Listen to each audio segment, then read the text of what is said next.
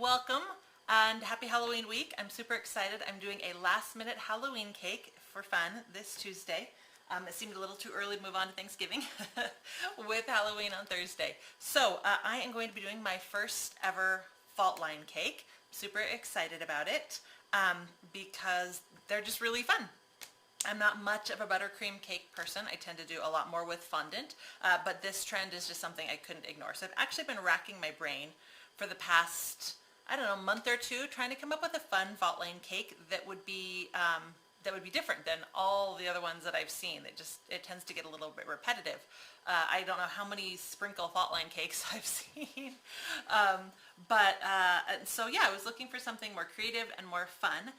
And I was also trying to think of a Halloween cake to do this year. And it just kind of struck me. I think I was reading a book with my kids and they were asking about worms or something like that. And I was thinking about my jello jiggler worms that I make every year.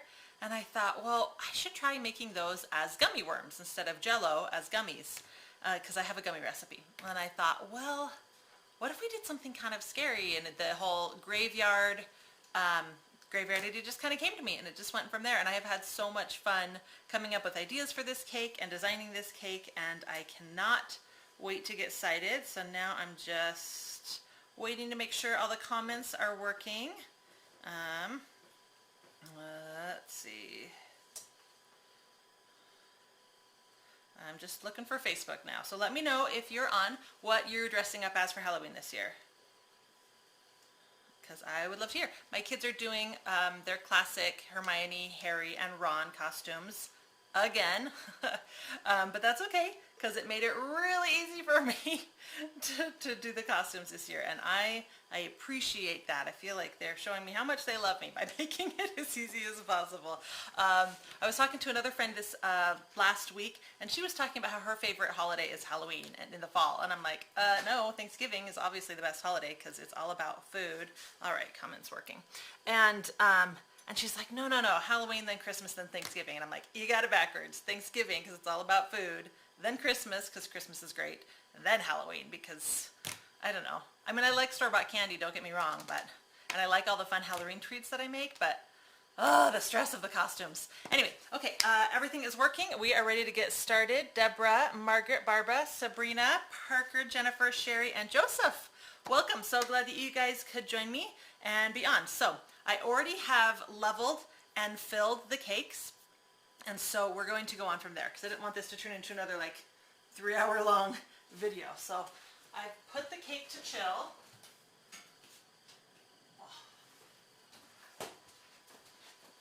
So I did a chocolate cake with chocolate Oreo frosting that I've filled the cakes with, and I've also crumb coated. So crumb coat means it's just a really, really thin layer of frosting, so it's not... Oh, lovely. My overhead camera turned off. Just in time for the video. So it should be deliciousness, and starting with that. So because I have chilled this cake, it's now no longer sticky, which is just what we want, because what we're going to do now is make this center layer right here. And if everything was sticky, when we went to add the Oreos on here, it would get all over the cake, and then when we went to add the thicker frosting on the top and bottom, it wouldn't stick because of all the Oreos. So making kind of dry. So I'm going to stick with the same frosting for now. I can get my frosting open. My lid is dirty from all the frosting. All right. So I have this same chocolate Oreo frosting, and what we're going to do is put it in like the center of the cake, and we're just doing a rough version of this,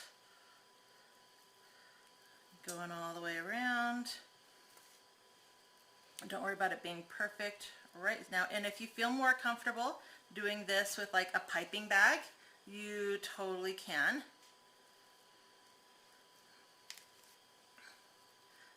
And we're just trying to create a layer of fresh frosting for the Oreos to stick to for our dirt. Now, because we're covering this with Oreos, you actually don't even need to make Oreo frosting. I just thought it was a nice addition, if that makes sense.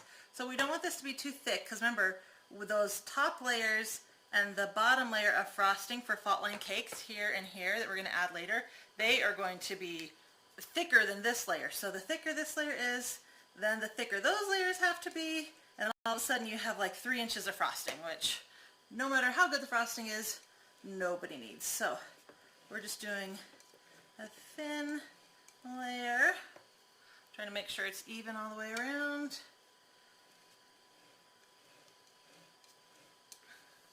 And scraping off probably way more than I put on, but it's always easier to do that. Okay. And then the other thing that I'm going to do is I'm actually going to frost the top now.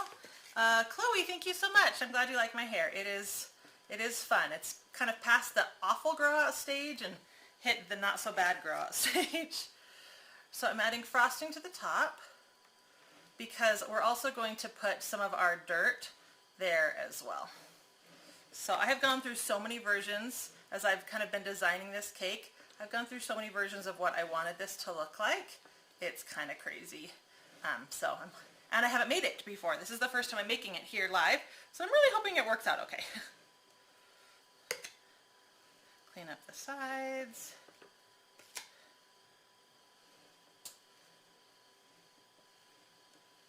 Okay.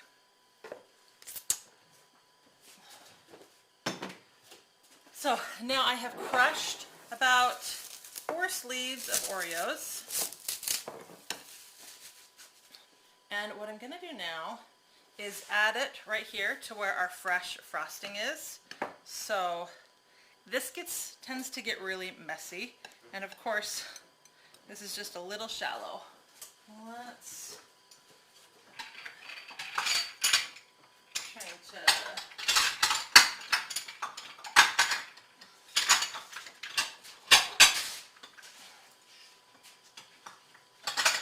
see if this one's any shorter.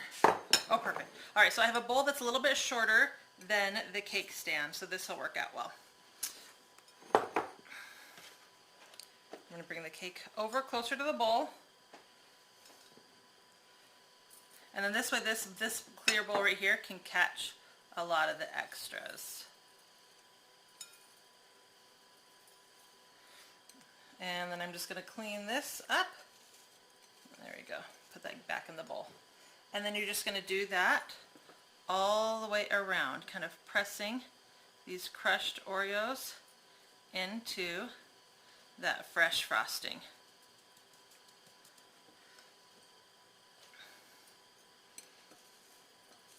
And it's easier to kind of keep clean as you go. Just what I've learned.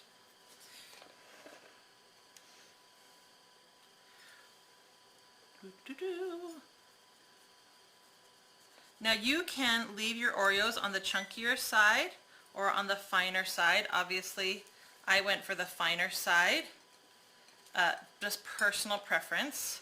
I just wanted to get more coverage, and the finer it is, the more fully the coverage kind of works out.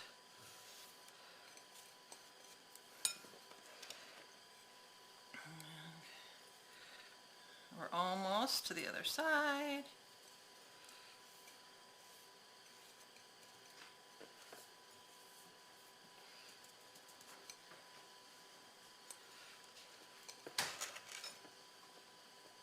And there we go. All right, so now we have added our dirt all around. And I'm going to add some dirt to the top as well. I'll probably end up adding more dirt later. But this way I can at least get a first layer on here. Kind of press it down into the fresh frosting.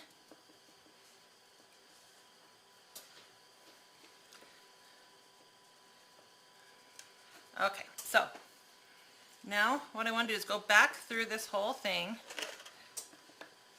pressing the Oreos in, just making sure I'm happy with the coverage. If there's any place that's a little thin, feel free to add a little more. Alright, perfect. And now what we want to do is clean this just a little bit more. So I have here a paintbrush, again, that I only use with cake decorating, and I'm going to clean this bottom layer of cake up as best as I can, because again, we're going to add frosting to this, and I don't want the frosting to not stick because of a dry layer of cookies. So I'm going to come in here, clean this up, and again, because this was chilled, it should actually clean pretty easily and pretty good.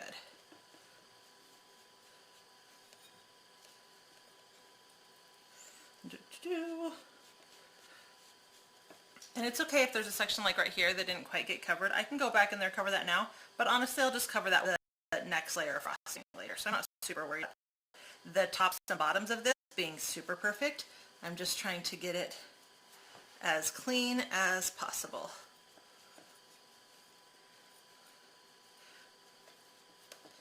Okay, almost done.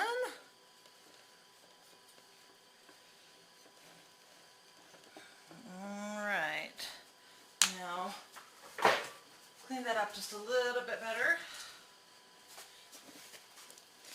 with a nice wet rag. Cleaning that cake stand again so the frosting will be able to stick later.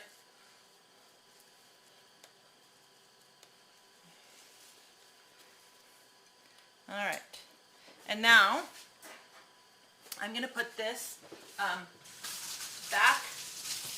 back to chill and work on all of like our bones and gummy worms and everything else that we're adding to the cake.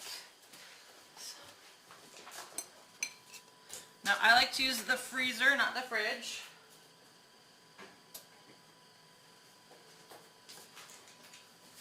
Oh, but first, I'm doing some baking that has nothing to do with this video, but for a video I'm filming tomorrow. So hold on one second, I gotta check this cake.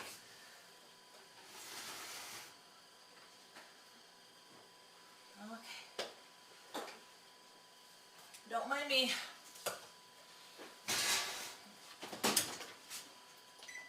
Okay, now we can move on. Want to make sure that you clean up all of the Oreo dust,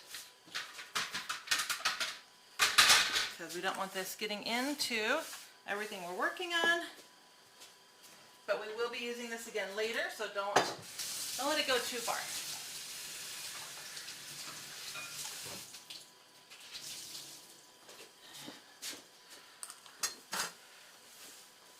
It is amazing how this stuff just gets everywhere.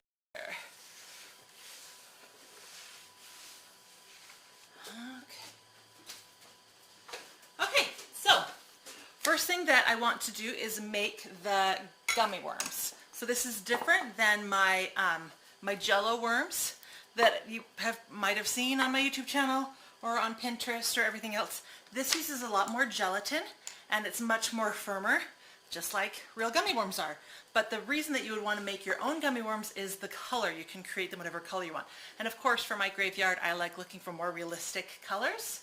So what we're let's see if I can get my top camera to work now. Re-add the battery. You're not dressing up this year, you have to work. Usually we do a family theme, but I couldn't get the coat that I wanted, so we're just the kids are going. Sabrina, hello from the Netherlands. Welcome. Rebecca, hello from Brooklyn. I was just there.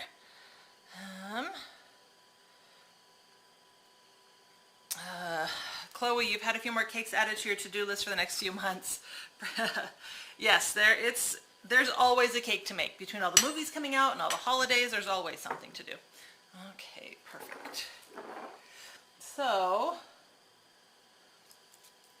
what you need is some jello in whatever flavor and color you want. I went with raspberry because it's the dark, rich color. I also like blackberry. I think that's a really good one too, but it can be a harder one to find. Raspberry is more common. And then normal gelatin. We're going to stir those together. And then we're going to add some water. And again, you want to stir this together. What we're doing here is we want the gelatin in the jello and in the gelatin to bloom, which means kind of to grow and be affected by the water. But you also don't want like chunks of the gelatin or jello like left in there, so you want to make sure that you stir that really, really good. And usually I would let it bloom for like 5 minutes, but because of the magic of television, I already have some of these done. So we're going to move straight on to the next step, which is to microwave this and bring it to a boil.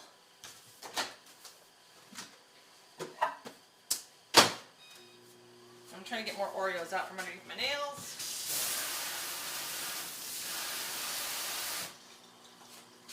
I've never had long nails before, so this whole year of having longer nails has been really fun, but there are definitely downsides to having longer nails. Let's see.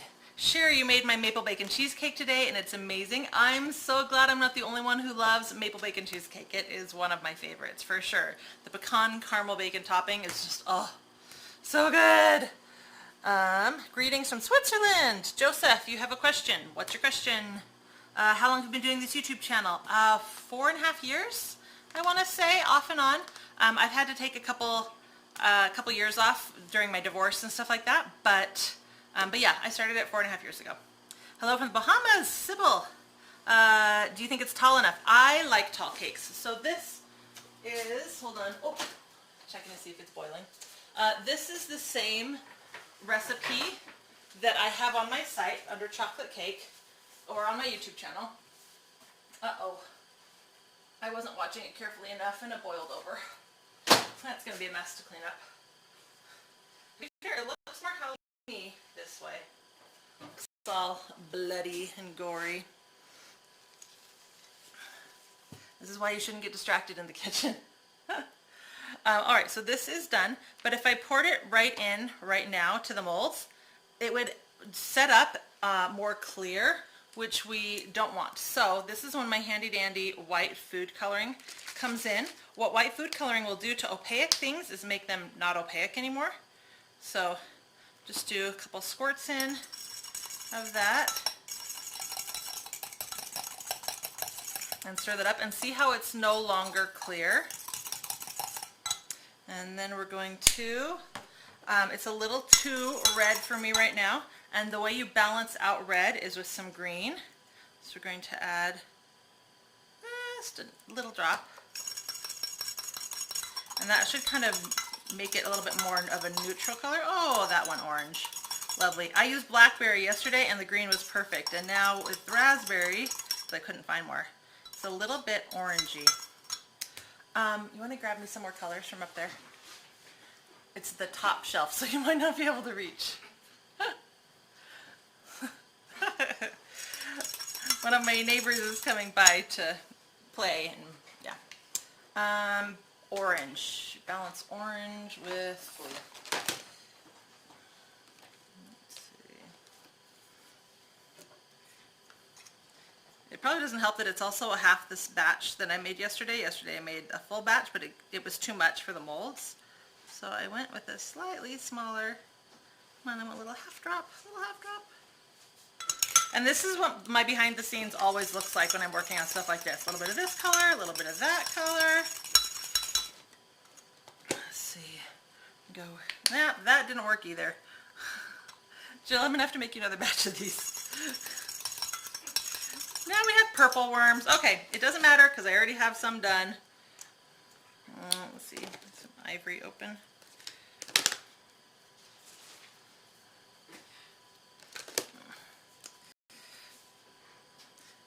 This is also why I recommend, that's not too bad. This is another reason I recommend when you're adding colors and you haven't played with the colors before, maybe pull some aside and play with those colors, and then if it ends up too dark, you can just add it back to the rest and you're good. And if it's not dark enough, you can always add more. Anyway, so we're just gonna go with this. So I like to take a little dropper. Oops, that got put on wrong. There we go. And then you can go just right in the molds like this. Now, I would recommend a larger dropper if you have one. I looked everywhere for like my old medicine droppers and I could not find them. Like the ones that I use for my kids. And you just keep filling that until it's all the way full. Now, what the dropper will do is this stuff dries really fast, and if you make a mess like that, while it's fresh, you can clean it up, but if you let it set for any time at all, it will totally set, and then your final gummy will have that. So I don't recommend just like pouring it in, because then it will get messy all over the place. So I do recommend keeping it as tight as possible, because a little drop like that, not too hard to clean up, but a big huge mess all along the silicone is going to be a huge pain. Actually, this color turned out really good. I like it now. I wasn't sure about it before. Anyway, so that is how you do that. There you go. Ooh. I'm going to show you the final product. So this is how the ones that I made yesterday turned out. Alright, aren't they cool? And they're just like, they're just gummies. They're stretchy and you can chew them and you can eat them, and these will be blackberry flavored and the other ones will be raspberry flavored. So I will say my white dye did settle a little bit and created this, let me see, there we go, created this like different texture right here, but that doesn't bother me. Anyway, so cool, I love them. So we're gonna set those aside, and we're gonna work on our next thing, which is the candy bones. So I've got these Wilton skeleton bones at my local Joann's, and I have some bright white chocolate melts. Oh. And I'm gonna have to take care of this right now.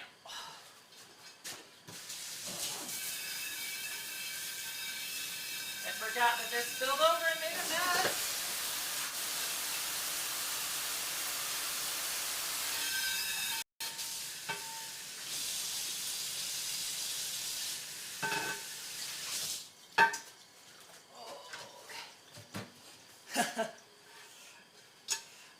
Live streams. So much fun. Okay.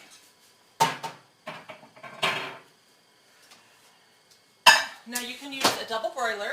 I'm just going to use my melt chocolate button. Now technically these aren't chocolate, these are candy melts. So they're candy. They're just chocolate-like, but they work really good for molds. So yeah. Yeah, you had fondant stuck on your nails for days. I've totally been there.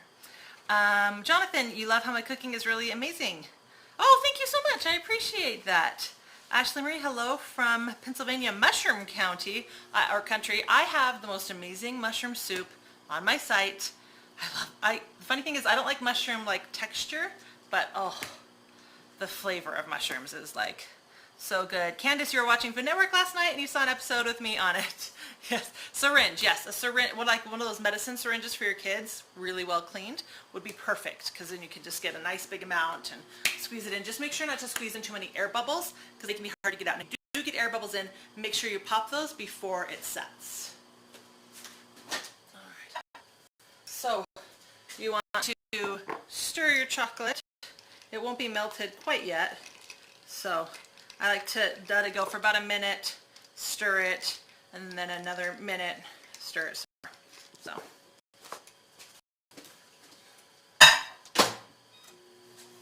anyway, so I was looking at Amazon last night trying to find these molds, and I couldn't find them. I did find some other ones, but I'm not using any of the body. I am just using the bones for this cake. So any mold that you can find that's just small bones will work just fine for this. And again, I like not just the white candy melts, but the bright white candy melts, because the white ones are actually more ivory, and that's not what we think of when we think of bones, even though it's probably more realistic. So yeah, that's what I recommend.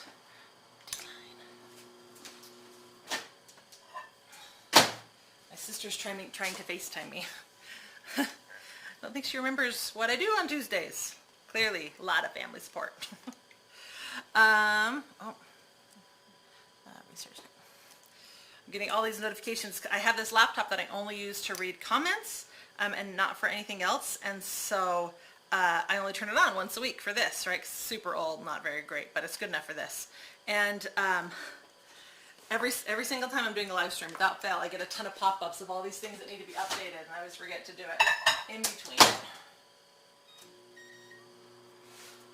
Okay, trying to answer any questions. Do you have any cake-like breakfast flavored donuts that you bake? I do yeast donuts. I don't really do a lot of cake donuts. I do have a raspberry lemon cake donut on my site. I have a bacon-filled raised donut that uses a maple topping along with more bacon, but I don't have like a breakfast cake donut. That is a good suggestion. I once made for a video client a Eggs Benedict cupcake, so maple cupcake with some bacon and an egg and a maple Eggs Benedict sauce on top. What's the Egg Benedict sauce called? Hollandaise, thank you. A maple hollandaise sauce. And nobody really, everybody thought it was super strange that saw it being made, but it was so good. I ate like 5 of them. So maybe Eggs Benedict maple donut could be in my future. All right, we are almost melted. So one of the other recommendations when you're working with candy melts, oftentimes they're on the thicker side, like this one is right now, but so you also want to stop stirring while it's still, or take it out of the microwave while it's still a little bit chunky, and just stir it until it gets smooth. If you microwave it until it's already smooth before you even start stirring, you've probably overcooked it, and it's going to cause problems later. So look how I've already, just by stirring it around, I've gotten a nice, now this is thick and it can be kind of hard to get into the molds, but if you water it down by using oils, then it won't set up properly. So it's gonna be okay. We're gonna make a mess. I'm just letting you know right now, this is gonna get messy.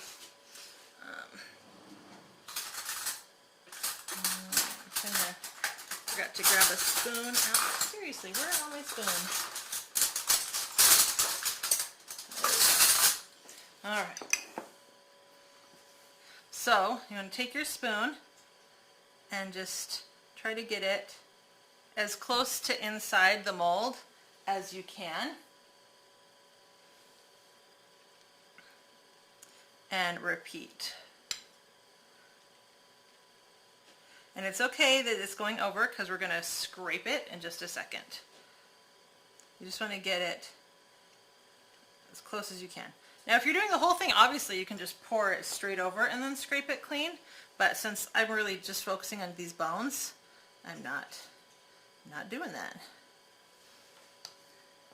And I like to use a spoon for little molds like this instead of just pouring it straight from the thing, because it's a little easier to control this small little amount versus trying to pour this big huge amount and getting it right where I want it, right? So, and it's okay if it spills over into any of these other spots. Once it sets, you can just pop it out anywhere that it spilled, and you can keep it for later and remelt it for another project. Like my chalkboard cookies with my edible chalk, I use these bright white candy melts for that. Ooh, that was a lot. Sometimes you'll hit a hot spot where it's more runny than the other spots. That is what just happened to me. Oh, keep my hairs out of there. If you are making food for other people, make sure that you are wearing gloves and a hairnet. I am just making for myself, so I don't mind getting my own germs. But I always, without fail, I always get a comment about it, so gotta tell ya. Now,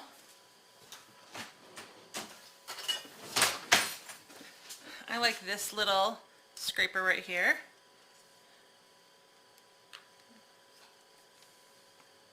You just scrape that. Now there's two different ways to scrape it. You can scrape it forward like this, like I just did. And what that's actually going to do is it's going to push a lot of the chocolate into here. Oh, I should have shaken it first. Shake it first. Get all the air bubbles up. Oh, look at all those bubbles I got in these bones. Same thing with this one. You want to shake it first because it will get all the air bubbles up and out before you scrape all the excess away. Okay. The other way to scrape it is angling it the opposite direction. Alright. Like this. And it actually can help keep more of the chocolate on your scraping tool. So, it's kind of a personal preference. I find it just easier to scrape this way and just deal with the excess overflow later. So, that is those. So I'm going to put these molds aside and let them set completely. Oh, first thought, one of the nice things about these overflow areas though is so you don't have to bother testing the areas that you want to keep nice. When you think it's done, you can always touch this area and pop it out and see if it breaks as you're popping it out. And if it does break, you know you need more time. So there's a benefit. And now, oh, I have chocolate everywhere. And I also have these tombstones. And for this, I didn't want it to be white. I wanted to go with gray. But I also didn't want to go with straight gray. I thought that would be a little bit boring. So I wanted to go more marbly. So I have, oh, here it is. I have this black candy food dye. Now this is candy food dye, which means it's oil-based, not water-based. Because if you use water-based dyes when it comes to chocolate or chocolate-like substances, it could seize up and get all nasty while you're working with this. So you always want to make sure if you're coloring anything in the chocolate candy realm, use oil-based coloring. So here's my tip for the day. So I'm going to add, remember, a little black goes a long way, so don't go overboard. Add a little black, and I'm going to start to stir it, but then stop before it gets too much, and plop that into these. Now this mold that I got is really tall, so I'm not going to fill these because I don't want these to be too thick. Personal preference. So you can stir more or stir less and get more marbling or less marbling. It's totally up to you. And obviously, since I already had a bunch done, I wasn't making a huge batch of these. So I would recommend starting out with more. And I would also recommend saving the marbleizing until you have all the bones that you want. So keep melting the white, keep making your bones. Once you're happy with all of your bones, that's when I would go in here and create these. So again, shake them out.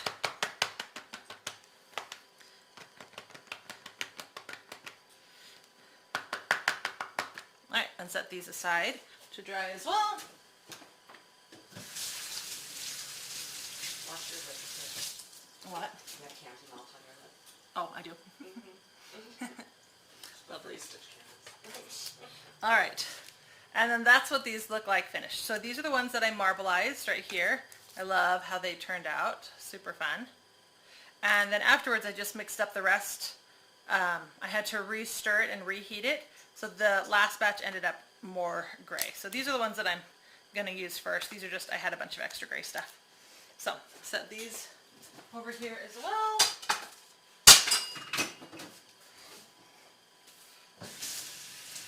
Wipe down the counter again.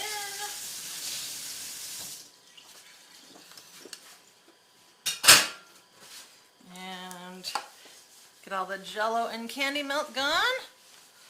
I know molds are really fun, Margaret, but they can also take up a lot of space, especially the old plastic ones. The newer silicone ones are more fun because you kind of toss them in a box a little bit more easy and you don't have to worry about keeping them quite as in nice a shape.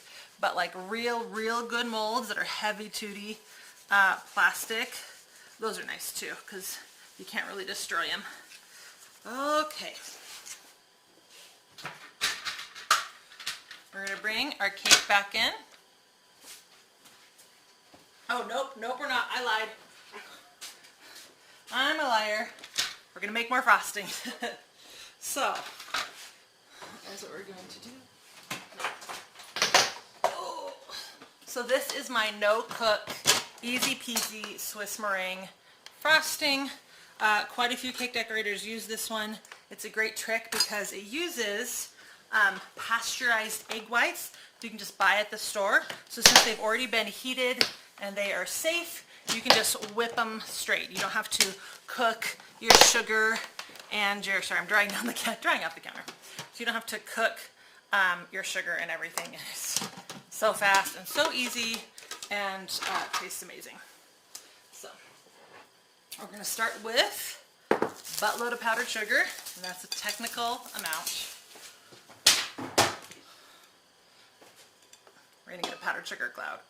Watch out.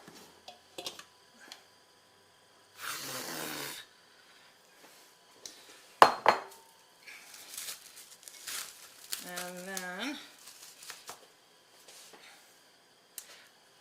yeah, probably should have put that to this camera so you could have seen. Hold on. Let's try to switch to my other camera for you so you can see better. Oh, wrong one. And then our liquid pasteurized egg whites. I also like pasteurized egg whites because they don't have any of that gummy boogery stuff. So any recipe that you have that calls for egg whites, I highly recommend using it instead of separating eggs, unless you want to do something with your egg yolks like ice cream. All right, and then we're just going to add a pinch of salt.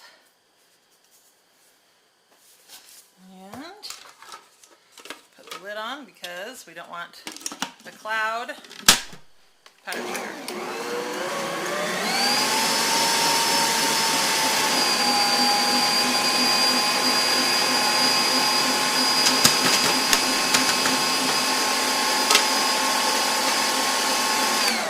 Now, it didn't look like very much egg whites when I put it in to compare to the amount of powdered sugar, but look how quickly it immediately becomes liquid. So trust the measurements even though they look wrong.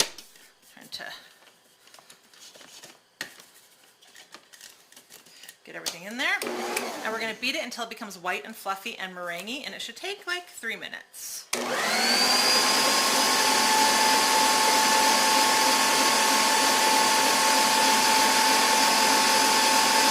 Yes, Candace, you could put the crushed Oreos in with the candy melt.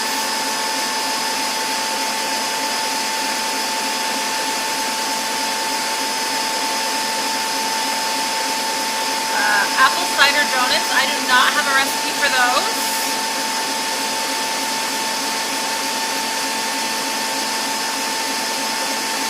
Okay, we're just going to move on because we're live. But usually you want to go until it's just a little bit thicker, but this is going to be okay. I might have slightly runny frosting, but the only one who's going to suffer for it is me. To respond to some questions, cranberry dessert recipes. You love cranberry 5-gallon bucket. I have a layered cranberry dessert with like a crust and a no-bake cheesecake layer, and then a cranberry like jello-y layer on top of that, but it's in my Thanksgiving ebook, not on my blog.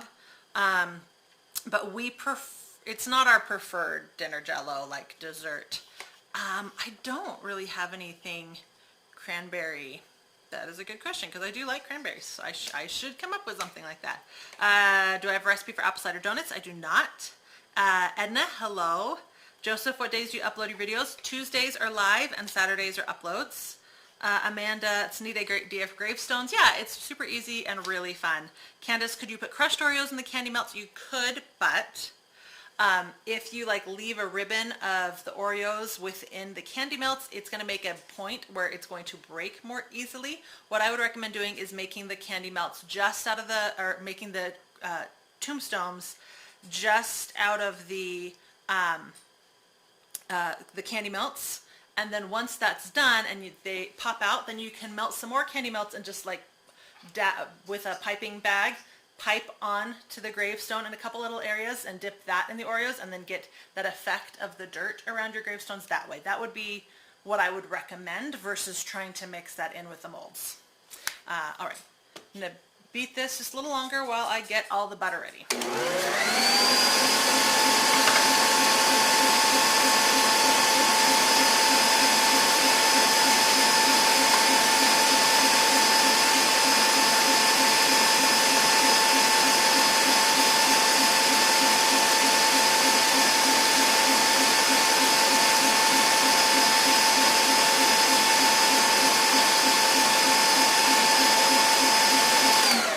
Now what I'm going to do is while this is beating, look how much wider it's gotten. It's starting to hold shape now, so it's good. Now I'm going to add the butter, and what I'm just going to do is cut a couple tablespoons and just plop it in while it's beating.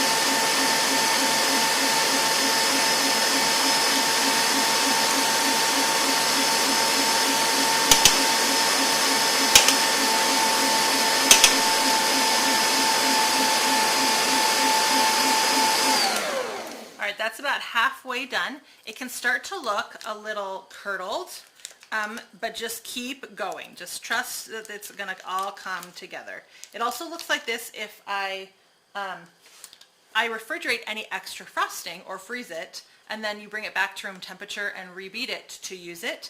And it will also look a little curdledy when you rebeat it back together, but it does come back together, so just keep going. A lot of times with frosting, that's the biggest problem. You just need to keep beating through the problem.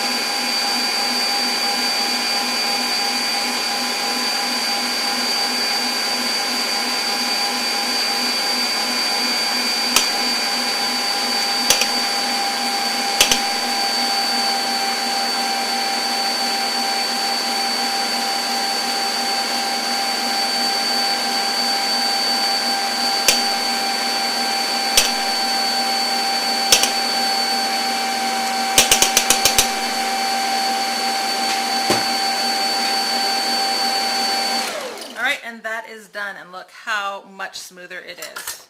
I told you it would come together, huh? Oh, let's bring down this color a little. There we go. You can see that better. Right? It's nice and smooth and rich and delicious. It smooths really easily. It's going to frost the cake really well. So now the question is the color. So this is for the top and bottom of the graveyard cake, and I talked a lot with my assistant about it as we were kind of designing the cake, going back and forth, and I decided to go with green for grass, like it's split open and there's the dirt and the bones and the worms underneath. I know that green isn't usually a very Halloween-y color, so I did debate going with something more Halloween-y, like maybe a pure black or something like that, but I just thought this way the dirt would really stand out. But obviously if you remake this cake, you can go with whatever color you want. So I have a couple different shades of green here. I'm just going to kind of mix and match some dye until I'm happy with it. I'm going to start with a little bit of neon green just to see what I think.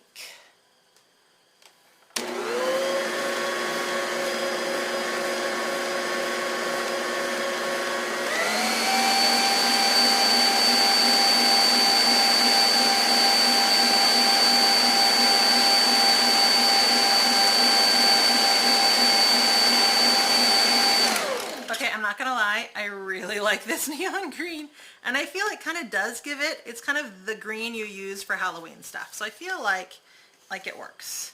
So I'm just going to scrape the sides because sometimes the dye gets a little spread out, and I don't want little pockets of white frosting anywhere. My little scrapers tend to leave some little chunks. Okay, let's bring this coloring back up. There we go. All right, what do you guys think?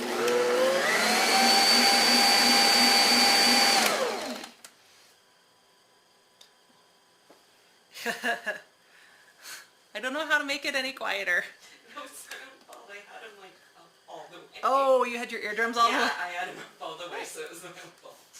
My friend Jill, who just commented, is actually here with me live in person, so she's trying to kill herself by listening with the volume all the way up on eardrums. I wasn't even thinking about it.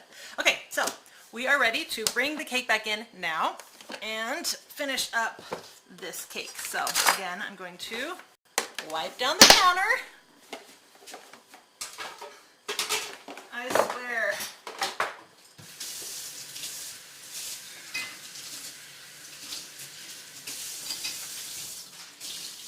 I go with the new dish rag to clean my counters every day. And I swear on Tuesdays, on filming days like this, I go through like 3. Because they get, like this one already has jello and dye all over it and all that fun stuff. Okay. So, just for a tip, I have a really nice cake turntable that I like to use for trimming my cakes and working on my cakes. But if you're working on a cake directly on the final cake plate that you're going to use, like I am now, these spice shelves that have rubberized bottoms are awesome. So then you can just put it right onto this and it doesn't add any additional height. So that's what I like to use.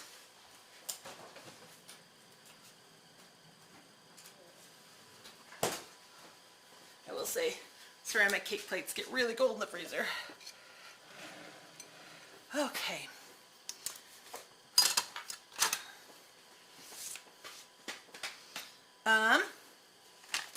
Now typically I just take a cake spatula and I just plop it onto my cake and smooth as I go. I don't usually take the time to get a bag and piping dirty, but because of these fault line cakes, because you only put portions of frosting on at a time. Oops. I do recommend using a piping bag. I like using the really big piping bags when I'm working with massive amounts of frosting, like we are right now. So, piping bag tips, turn the cuff down. This gives you a nice space to be able to fill without getting the bag all dirty, so that later as you're piping, you're not just getting frosting all over your shirt. And I'm not the only one who does that, I'm sure. Also what it does is it gives you a nice way to hold onto the bag. I can fill it with one-handed, and then where I'm holding my C shape right here, I can take the frosting, put it down in the bag, and then use that area to scrape off. And again, it keeps it more clean and it helps me fill piping bags one-handed. So this is my piping bag tip.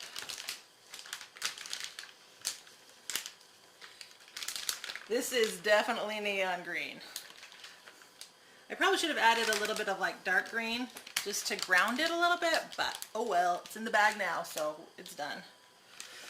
The other thing that holding it like this does is when I add more frosting to the frosting I already have in my bag, I can push it against the frosting and make sure that I'm not getting any air bubbles, because there's not a lot worse than when you're piping something like a design and you go to squeeze it out and then you get this pop, massive air bubble. It's always so frustrating. Okay, so if you're doing any detailed piping work, I do not recommend piping a bag this big. And now I can undo my cuff and I have a nice clean surface up here. When you're working with anything that you're going to be piping and doing detailed work, you want to keep the bag about a cup, nice enough to fit in the palm of your hand, because this squeezing motion is where you're getting all your details. When you're frosting onto a big cake like this, you can even like get those really big ones and pop them on your shoulder and use little small portions of this at a time. Like I can squeeze this and just use this little small amount, and then that way I don't have to refill my bag as much. But by holding my hand this wide over a bag this big, you can really, if you're doing a lot of piping, you can really hurt these little itty bitty muscles on your fingers that aren't very strong. So I don't recommend doing lots and lots of piping or detailed work with a bag this big. Just word of warning. All right, let's get this camera in a better shot so you can see better.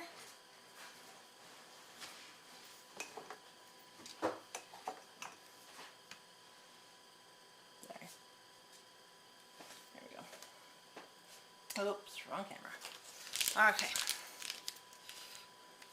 So, I'm just going to start. And you don't want to be even, right?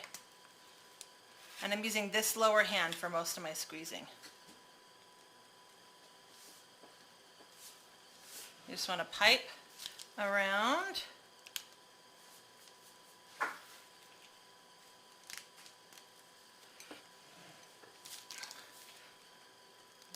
Going. It would be really nice to have another person here to turn my turntable for me. But remember, you're in frame already here. If it bothers you. I don't care. Some people don't like being in frame.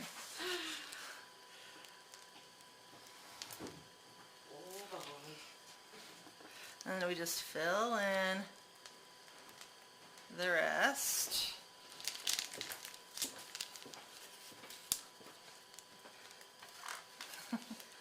Thank you.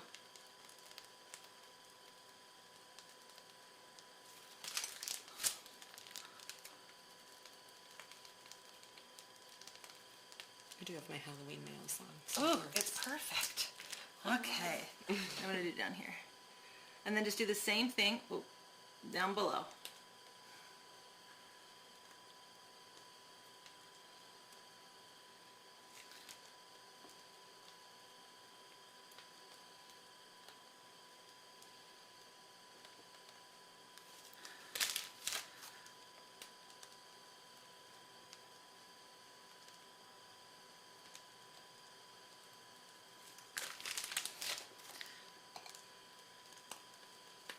Oh man, I'm gonna get this all done in one bag. Woohoo! Haha! Even have a little bit left. Thank you for your help. Even just with that little bit of using both hands to squeeze, my fingers hurt.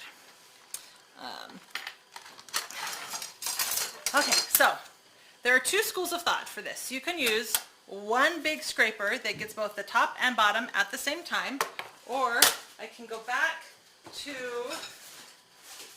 my little scraper and you can do them separately. I was planning on using the big one. Hold on, now I gotta clean it. I was planning on using the big one.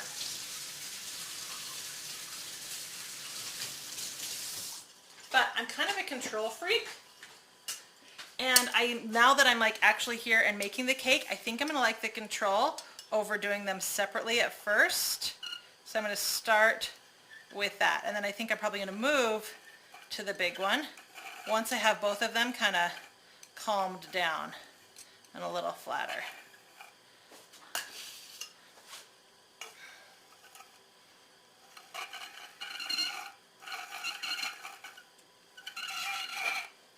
Okay.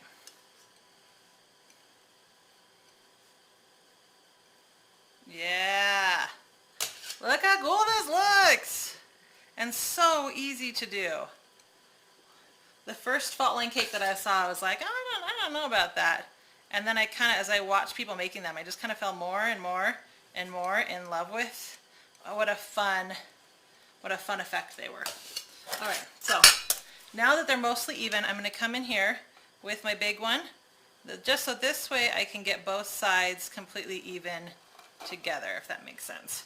I'm going to bring my hand all the way around, and I'm going to go for one final swipe, just to keep things as clean as possible. There we go. That looks so cool. Now, oftentimes with these fault line cakes, I'll see people come in here and like paint the edges of the frosting with gold. obviously that's not really a Halloween-y thing, so I'm not gonna do that.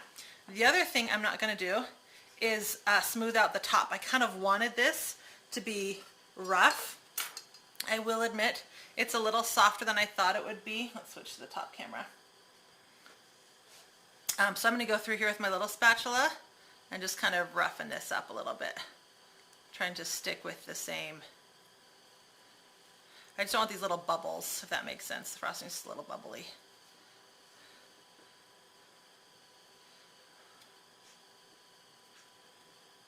Okay. Now,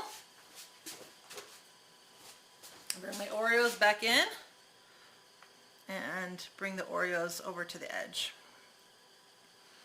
to kind of cover up where I just did that. Trying not to get it like over into the green too much.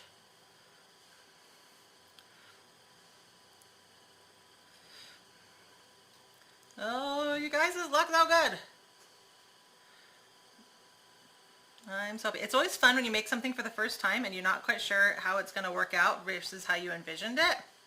Okay, that kind of cleans up that edge. Now, one of the other things I was thinking of is the edges with that bright green look awesome, but they do look a little clean. So I'm debating, I'm going to add all the bones and worms and stuff first, but I am debating adding like little splotches of dirt around the green, or melting marshmallows and doing that marshmallow web effect on cakes. So you guys be thinking about if you like either of those ideas and let me know what you think. So let's bring in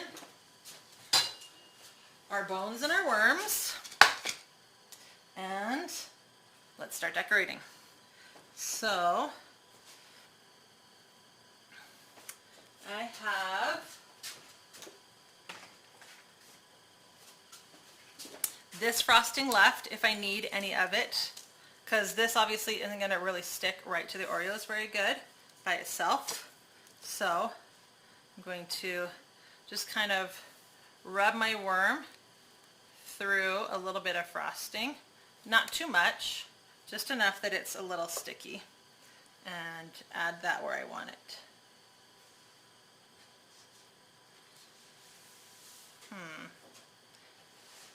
That's not working as good as I'd hoped. Maybe I should have done it when the frosting was wet. I don't know. Anyway, we will see.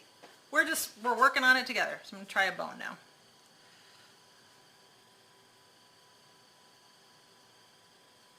Okay, the bone's a little bit easier. Oh, because it's harder, but then I just broke it. That's okay. We can put broken bones along the edges of our frosting. That.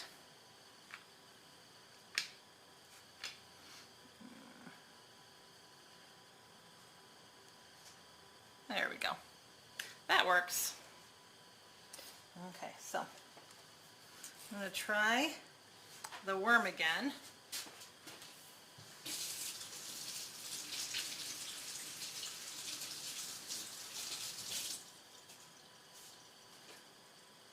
Maybe not that worm.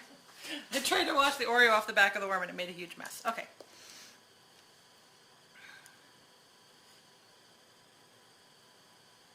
So now this time I'm going to try putting a little bit more frosting on the back of the worm before adding it.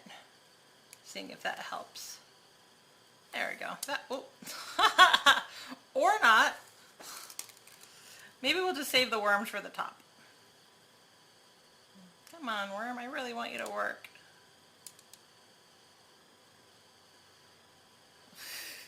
Okay, we're going to give up on the worms for now. I'm going to brainstorm while I'm putting more bones in. And oh my word, are my hands messy.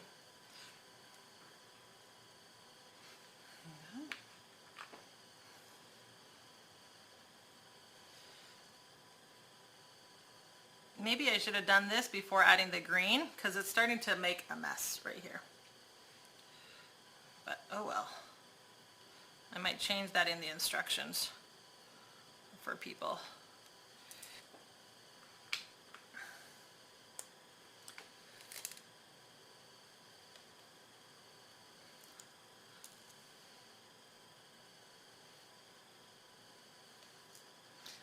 bones are working out great though.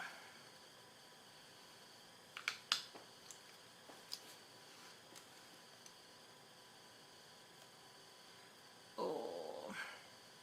So does anybody have like something they do every single Halloween? On Halloween, like my kids like to go trick-or-treating and they like to come home and watch Hocus Pocus before bedtime. My sister and her family, they like to do dinner in a pumpkin. My other sister and her family, they like to do pumpkin pizzas. We don't have a meal that we have specifically because I'm always changing up all the food that I make so much. In fact, sometimes my kids ask, they beg, like, can't you just make something you've made before that we like? Instead of all the experimenting that I do. Okay.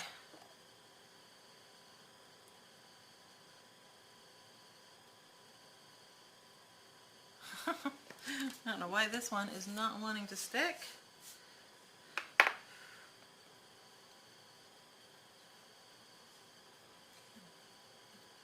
we go. Alright, and just keep doing that all the way around. And now let's talk about the top. So I want to add my gravestones up here at the top. So what I was actually thinking about doing, find a bag, using the Oreo frosting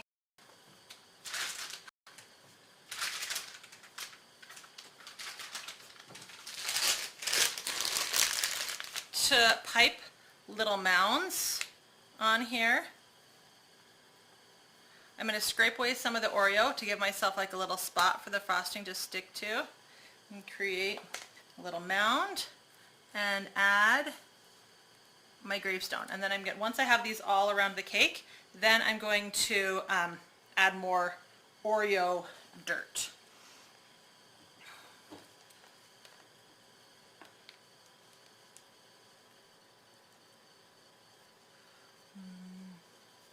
Trying to decide how many of these I want to try to add.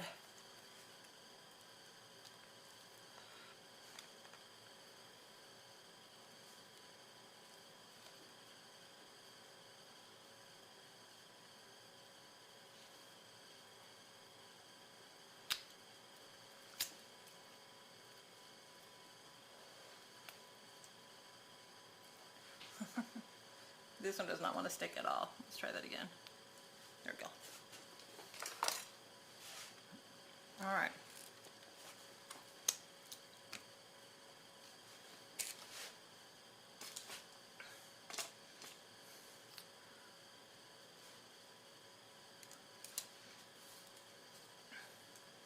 Trying to get a good like mix of tombstones.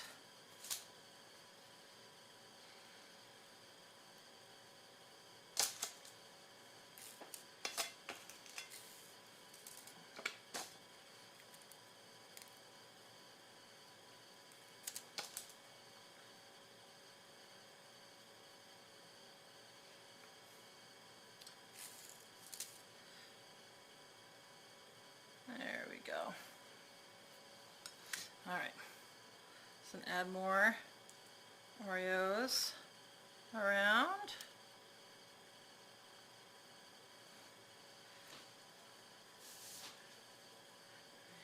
And don't worry if your Oreos get on the tombstones themselves. We're not super worried about this being a nice, clean graveyard.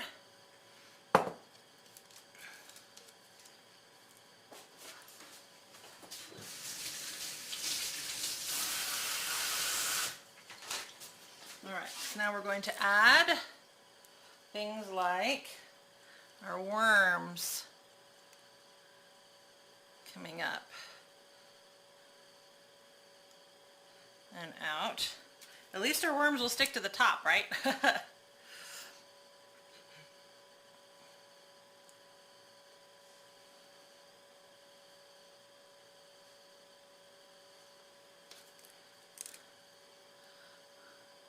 And have some fun with your placement here. I'm taking the worms and I'm cutting them in half because they're a little long to just be on the cake by themselves. There we go. Grab a couple bones.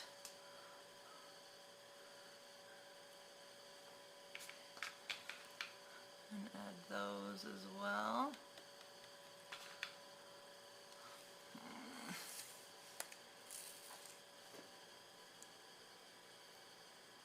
Break some in half and have them sticking out.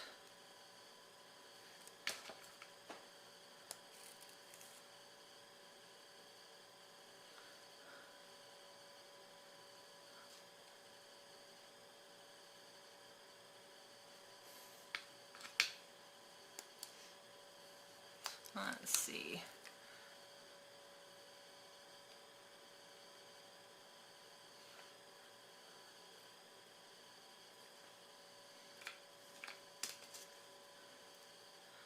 Yeah, I think that is working. I like that.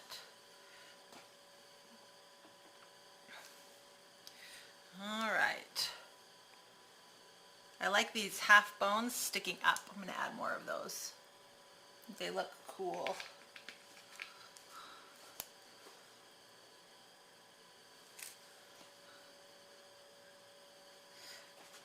Okay, I'm going to try one more time to get some worms down in this section. I'm thinking if I make them smaller like we did at the top of the cake, then I can do things like use that green frosting to my advantage.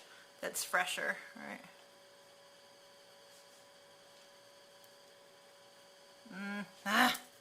I might just have to give up on the worms down below. I will work on it. Anyway, here we go. Halloween. Oop, I need to add more bones. Halloween graveyard fault line cake. So I don't think it needs the webs. I think that would actually be a little too busy. But let's try this in the back because there's definitely a back to this cake. What would you guys think about taking little sections of our dirt and just kind of dirtying up the frosting a little bit? Yay or nay? Because this is the back, so it doesn't matter if we don't like it. Oh. Versus this. I think I kind of like it a little dirty. I think I'm going to go, yeah, I think I'm going to do it. Just in a couple little spots.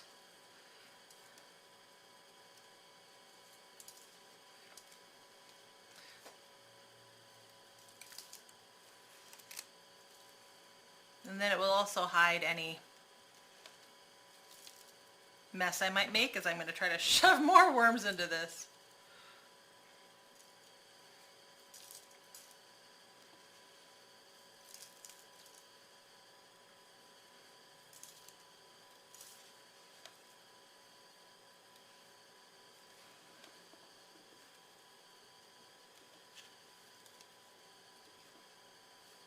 All right. I'm going to add a little thin layer of the dirt all around the bottom just to kind of give us a nice little base.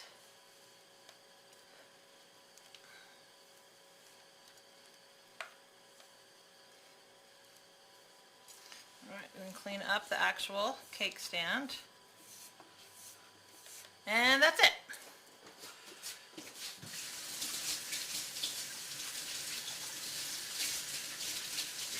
Alright, we are done.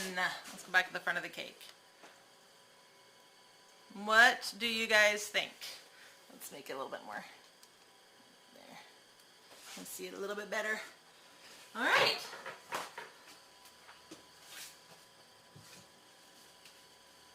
Alright, getting a wet paper towel again. One of my favorite things in the world, just to kind of clean up the base of my cake stand a little bit better. There we go. All right, wunderbar. Finished. You want a piece of the tombstone? That is exactly what my kids are going to say. I'm sure you know that. All right, I'm going to take pictures of this, and the blog will be up with all the instructions tomorrow. If you are over on YouTube, I already put most of the instructions in the description box. I will update anything that I changed while I was live and doing this. You know what might work? One of my favorite cake decorating tools is the toothpick. Toothpicks are your best friends when it comes to cake decorating. So, the people eating it might not love this, but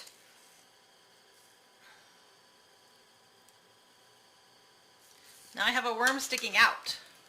Do we like that or do we not like that? Jill?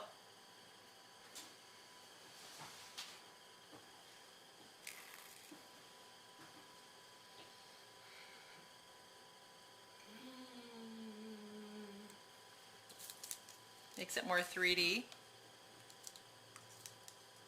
It's kind of fun. Maybe a little bit more angled, Yeah. so it's not quite sticking up so much. All right, that's what I'm gonna do, I think I folks. would break your toothpick and take a full one so it's coming in and out so it loops. So take a whole worm, break the toothpick into smaller pieces so you can have toothpick on both ends. Let's see. So this it's is Jill's coming suggestion. in and out. Toothpick broken. And just stick into the worm like this and this. So we have like a bump.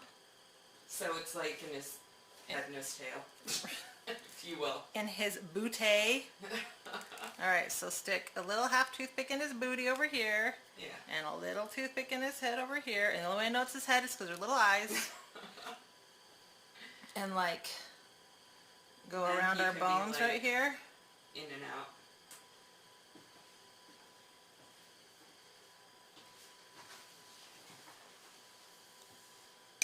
Oops, one of my bones just fell. Like that, kind of 3D-ish.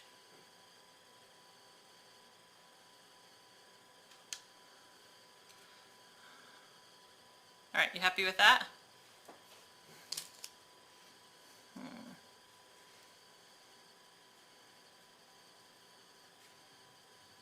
I'm just going to have fun with this. I'm just going to keep playing until I'm happy. All right, what do you guys think about that effect? Are we liking that? Emily says she likes it. It added movement to the bottom. Plus, she likes both me and Jill, so she has to say that. She has to be nice because she likes us. All right. Let's try another whole one. Maybe going over a bone.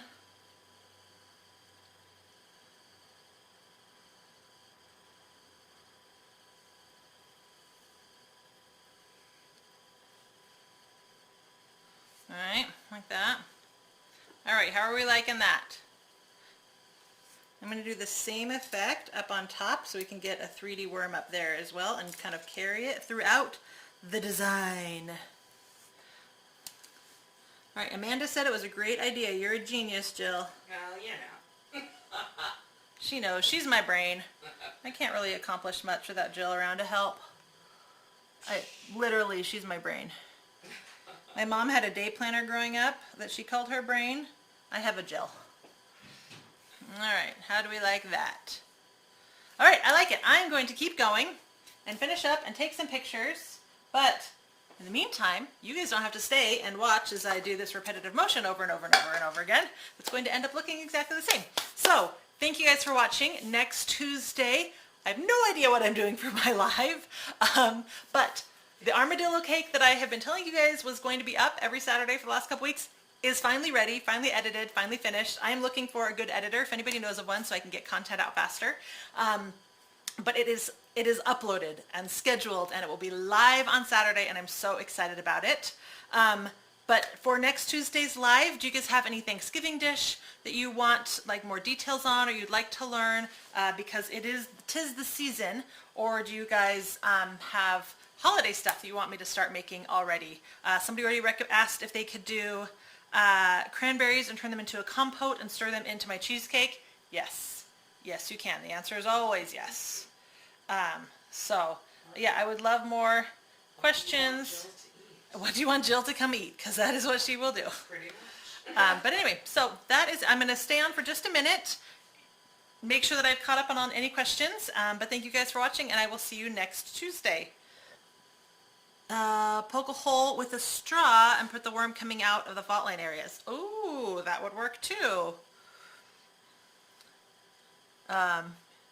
Yes, to make a little hole in the cake with a straw. I see where you're going with that. One of the other things I could have done is after I frosted that first frosting, I could have actually put the worms in the frosting then and then added the Oreos. I was just worried that the Oreos would then stick to the worm and then it wouldn't be quite as cool looking with all the worms so dirty. But that is another option as well. But this toothpick thing is actually working out, so not too shabby. I'm gonna stick with it.